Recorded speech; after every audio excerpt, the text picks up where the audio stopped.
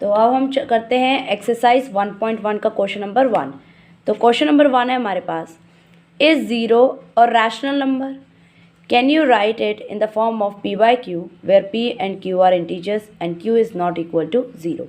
अभी हमने पढ़ा रैशनल नंबर्स क्या होते हैं, जो कि p by q के फॉर्म में लिखे जाते हैं where q is not equal to zero. तो यस, ज़ीरो रैशनल नंबर है।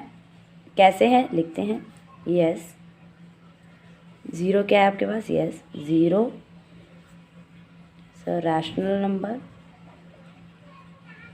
बिकॉज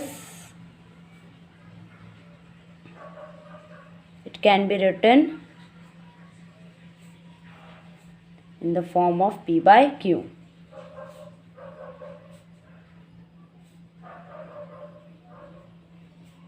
कैसे लिख सकते हैं, दैट इज 0/1। तो यहाँ पे हमें पता है रैशनल नंबर में क्या नहीं होना चाहिए, q is not equal to zero. तो q ज़ीरो के इक्वल नहीं होना चाहिए, p ज़ीरो के इक्वल हो सकता है। ठीक है, तो हम इसको ऐसे भी लिख सकते हैं, और अगर आपको ऐसे लिखना आप ऐसे भी लिख सकते हो, जैसा मर्जी वैसे लिख सकते हो। आप नेगेटिव भी लिख सकते हो नीचे वाले को। ठीक है स्टूडेंट्स, तो कुछ भी लिख सकते हो, लेकिन बस q ज़ीरो नहीं होना चाहिए। यहाँ पे क्या बोला है, ज़ीरो और रैशनल नंबर, हमने p को ज़ीरो लिया है, q को ज़ीरो नहीं लिया, तो ये रैशनल नंबर है। ओके, अब चलते हैं हम अपने क्वेश्चन नंबर 2 की ओर। क्वेश्चन 2 है, find 6 rational numbers between 3 and 4। 3 and 4 के बीच में क्या निकालना है हमने, 6 रैशनल नंबर्स। तो एक चीज़ ध्यान रखना कि दो नंबर के बीच में इन्फिनाइट मैनी रैशनल नंबर्स होते हैं। ठीक है, लेकिन हमने कितने निकालने हैं, ओनली 6। चलो देखते हैं कैसे निकालते हैं। एक चीज़ का ध्यान रखना, हमारे पास दो नंबर क्या है, 3, और दूसरा हमारे पास 4। तो जिसके नीचे कुछ नहीं है उसको नीचे 1 होता है। हमें कितने निकालने हैं, 6। तो आप 6 में 1 प्लस कर दीजिए, मतलब 6 + 1 कितना होता है, 7। अब 7 से आप ऊपर भी और नीचे भी मल्टीप्लाई कर दो, तो कितना आएगा, 3 7 21, 7 1 7। सिमिलरली नीचे भी 7 से मल्टीप्लाई होगा ऊपर नीचे, तो कितना आ जाएगा, 4 7 28, 1 7 7। एक चीज़ ध्यान रखना कि जब हम रैशनल नंबर्स निकाल रहे हैं तो उनके डिनोमिनेटर, जो हम इक्वेट करते हैं इसको, तो डिनोमिनेटर हमेशा सेम होने चाहिए। पहले हम डिनोमिनेटर को सेम बनाएंगे, उसके बाद हम इनके बीच में रैशनल नंबर्स निकालेंगे। हमें कितने निकालने, 6 रैशनल नंबर, इनके बीच में क्या हो गया, पहला हो गया 22/7। तो 6 रैशनल नंबर्स आर, पहला हो गया 22/7, दूसरा हो गया 23/7, अगला हो गया 24/7, फिर 25/7, 26/7, 1 2 3 4 5 और 27/7। आंसर, ये 6 आपके रैशनल नंबर्स निकल गए हैं। एक और काम कर सकते हैं आप कि आपको कितने रैशनल नंबर निकालने हैं। अगर आपको और ज़्यादा निकालने हैं तो आप इजी कैसे कर सकते हैं, आपने लेना है 3.1, 4.1। ये मैंने आपको मेथड बताया था कि 1 प्लस करके, ज़रूरी नहीं है आप किसी भी चीज़ से मल्टीप्लाई कर सकते हैं, किसी भी नंबर से, लेकिन ध्यान रखें आपके डिनोमिनेटर क्या होने चाहिए, दोनों सेम होने चाहिए। तो अगर मैं 10 से कर दूँ ऊपर नीचे, और यहाँ भी 10 से कर दूँ, कितने हो गए, 30/10, और यहाँ कितने हो गए, 40/10। अब देखो 30 और 40 के बीच में आपको बहुत सारे रैशनल नंबर्स मिल जाएंगे। ठीक है, तो आप चलते हैं हम अपने नेक्स्ट क्वेश्चन की ओर, जो कि है क्वेश्चन नंबर 3। तो थर्ड क्वेश्चन है हमारे पास, find 5 rational numbers between 3 and 5 and 4/5 में।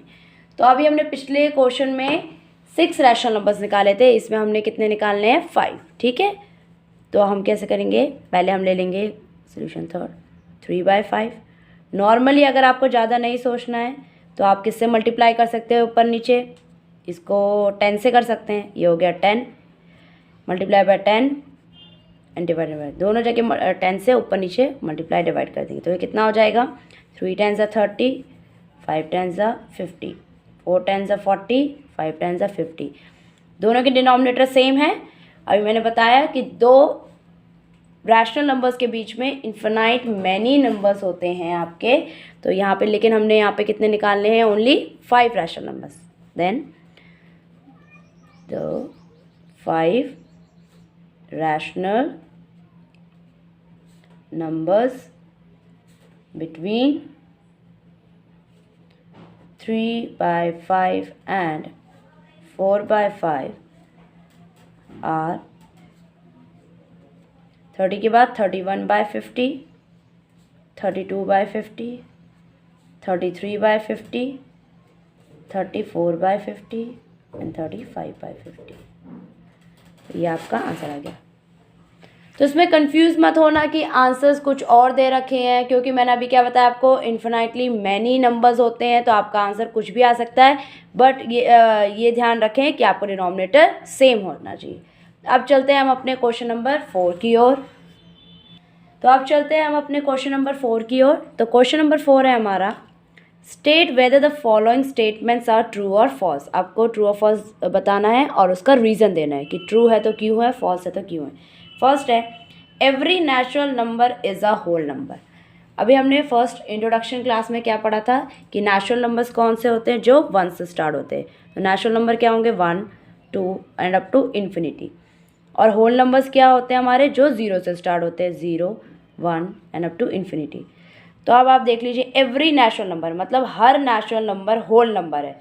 तो यस है, क्योंकि होल नंबर में आपका 1 भी आता है, 2 भी आता है और अप टू इन्फिनिटी सारा आता है। ठीक है, तो पहला आपका होगा ट्रू। तो आप क्या लिखोगे कि होल नंबर्स में आपके क्या आते हैं, सारे नंबर्स आते हैं, तो फर्स्ट वाला आपका स्टेटमेंट ट्रू है। सेकेंड है आपका, every integer is a whole number. सारे इंटीजर्स आपके होल नंबर है। तो इंटीजर्स मैंने बताए थे क्या होते हैं, जो आपके 1 से लेकर 2 तक पूरे पॉजिटिव अप टू इन्फिनिटी होते हैं, और -1 से अप टू इन्फिनिटी तक एंड बीच में 0, जो आपके नंबर लाइन में, तो ये इंटीजर्स है। एंड होल नंबर आपके 0, 1, 2 मतलब सारे पॉजिटिव साइड वाले होते हैं। तो इसका मतलब नेगेटिव साइड तो इंक्लूड हुई ही नहीं होल नंबर में। तो एवरी इंटीजर, हर एक इंटीजर, अगर मैं -1 या -2 ले लूँ तो ये इंटीजर आपका होल नंबर नहीं है। तो एवरी इंटीजर मतलब हर एक इंटीजर आपका होल नंबर नहीं है। तो ये स्टेटमेंट आपका क्या हो जाएगा, फॉल्स। आप इसका आंसर रीज़न लिख सकते हैं। फॉर एग्जांपल जैसे 1 एंड 2 है, तो 1 एंड 2 आपका क्या है, होल नंबर नहीं है। तो आप ये रीज़न इसमें दे सकते हैं। नेक्स्ट है आपका, every rational number is a whole number. Rational number अभी हमने पढ़ा कि रैशनल नंबर्स क्या होते हैं, जो कि P/Q के फॉर्म में लिखे जाते हैं, where Q is not equal to 0। और होल नंबर हमारे होते हैं जो 0, 1, 2 एंड अप टू इन्फिनिटी तक होते हैं। तो अगर मैं P/Q मतलब 1/2 लिख दूँ, या मैं -1/2 लिख दूँ, 1/2 तो मेरा आ जाएगा, लेकिन माइनस में अगर लिख दूँ तो -1/2 मेरा इस होल नंबर में ये चीज़ इंक्लूडेड नहीं है, क्योंकि इसमें सारे पॉजिटिव आते हैं। इसका मतलब क्या हुआ कि सारे रैशनल नंबर्स हमारे होल नंबर नहीं हैं। तो ये स्टेटमेंट भी क्या है हमारा, फॉल्स है। आप एग्जाम्पल देके और रीजंस दे सकते हो। ओके, इसी के साथ हमारी फर्स्ट एक्सरसाइज 1.1 चैप्टर नंबर 1 की कंप्लीट होती है। तो स्टूडेंट्स रिवाइज करते रहिए, और अब हम नेक्स्ट क्लास में जो हमारी नेक्स्ट वीडियो आएगी उसमें हम नेक्स्ट एक्सरसाइज स्टार्ट करेंगे। Till then bye bye.